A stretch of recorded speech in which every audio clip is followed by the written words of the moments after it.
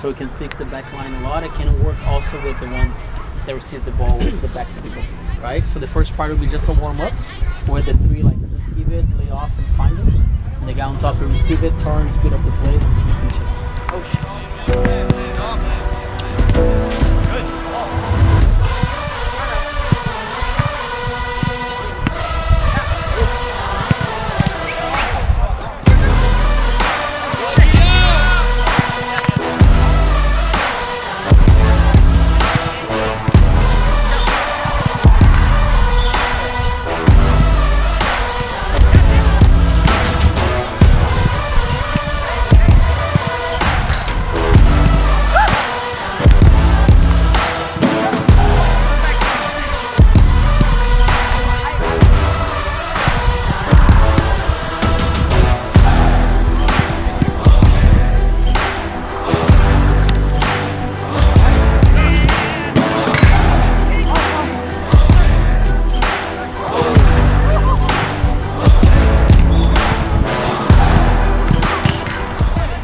Trapping the ball and turning.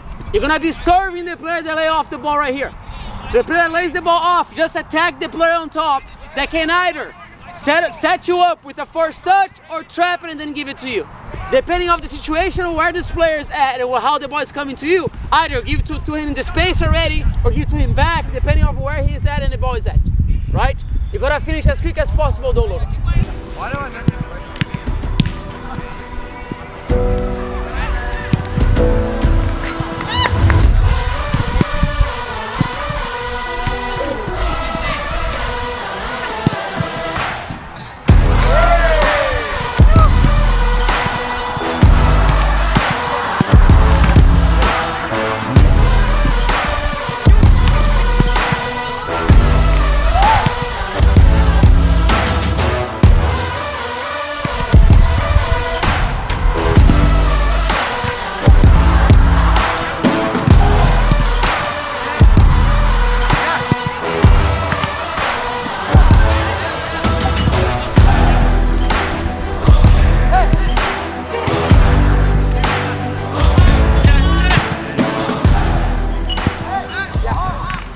You're gonna have a defender behind the ball line, all the way there. And you're gonna have a defender with the player on top.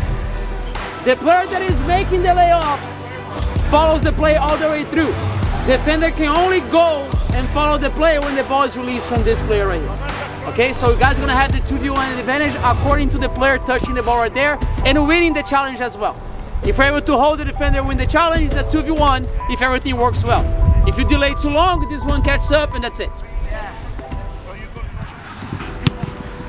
That's more right.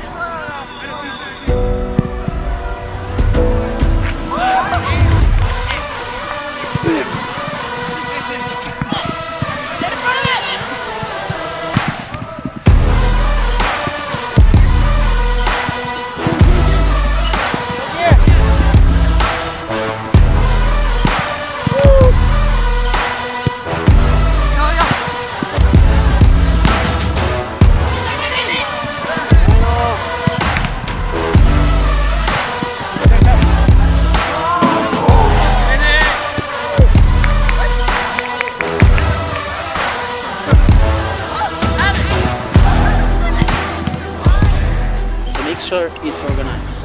When you won't finish it, the other one goes. So we're gonna have defenders off the field, able to get in and gotta be, you know, ready all the time. So if I see you guys taking too long, whatever, I change everything we're supposed to do to something that we're not like as much, right? So make sure we keep it nice, clean for the whole process. Okay, so the idea, since you play with three in the back and you play a game that we possess a lot in the offensive field, we got a little exposed in a 1v1 with the three in the back, and our wingers need to drop and fill up the spaces right there. And also the back three need to shift accordingly to the play and the point of attack of the opponent, right? The opposite team. So the idea is to make sure the players learn how to together shift in and close those spaces. Even though we don't have the advantage of numbers throughout the defensive play, they find solutions to just block the goal from the other team, then we can repossess and get the ball and play again. That's the goal. Yeah, come in.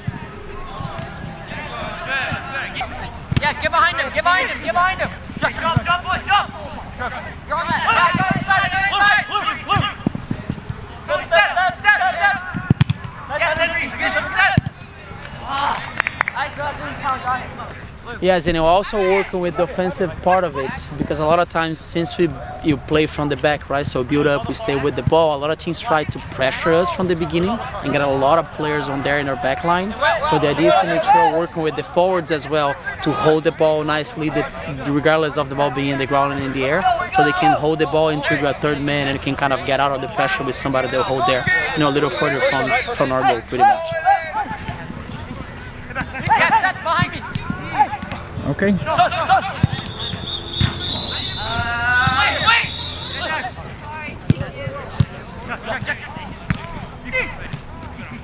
Watch out for Sergey! Cody!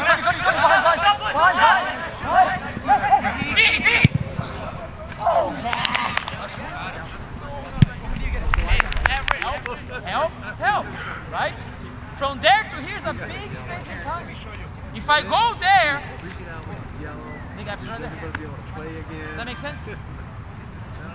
And Bernardo Silva's not Vinicius Jr. There. But be smart against who we're playing against. So if that guy is a guy that is that good, we're always on him. Always. Never choice. It's difficult. But then it's their responsibility to close the gap. That's something you've got to identify as a player. I got to learn it.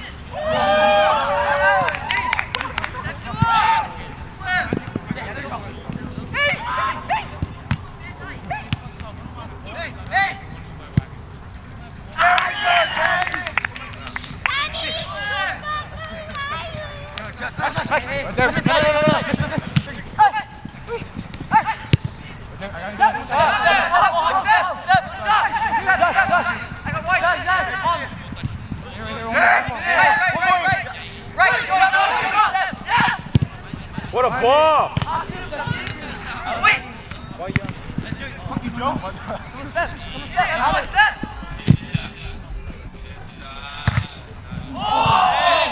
Hey, just guys, so listen, regarding the training session today, so you had a little introduction of it on Monday, okay?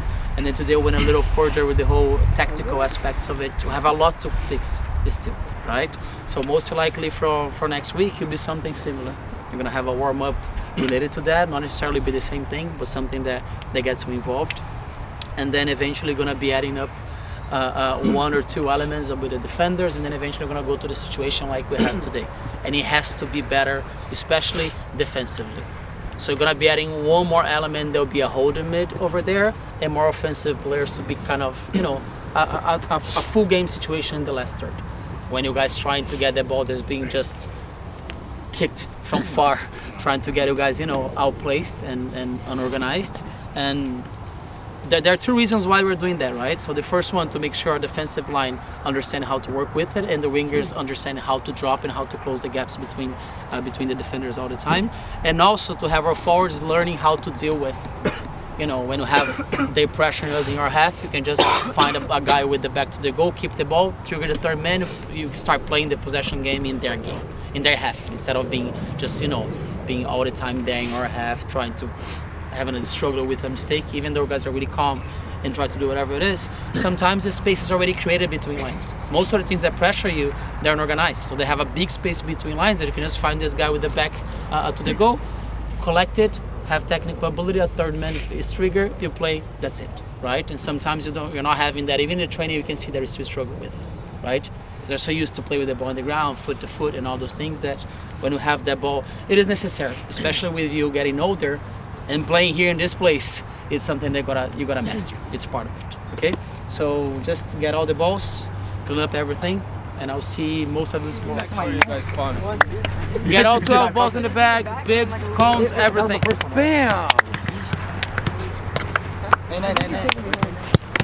No way. So basically, most of our training sessions, they are progressive. So we start with a technical part of it that we call analytical. That's basically, warming up everything they're gonna be using later in the whole process of the training. And you do just like the technical part that will be applied later on. And then you start adding more elements to have the whole training session becoming more game-like. So and then you start adding a defender here and elements that are related to our formation and the way we play and our concepts of keeping the ball and third man and everything you can imagine. So we go from there. So we start adding those elements slowly, and then towards the end you become much more like a whole game situation when the positions are there and everything is involved, so they can kind of apply and have a connection between how they started and how they finish. Every training session has to be this way with us. There's no way to have a warm-up that is not related to the middle and the middle that's not related to the end, right? So it has to be all connected, and it has worked really well, and for the kids to assimilate everything is amazing. So normally they work with the same topic for 2 or 3 training sessions, sometimes 4 or 5, whatever it takes, but they have a lot of variations through the whole thing, and they're able to understand everything really good.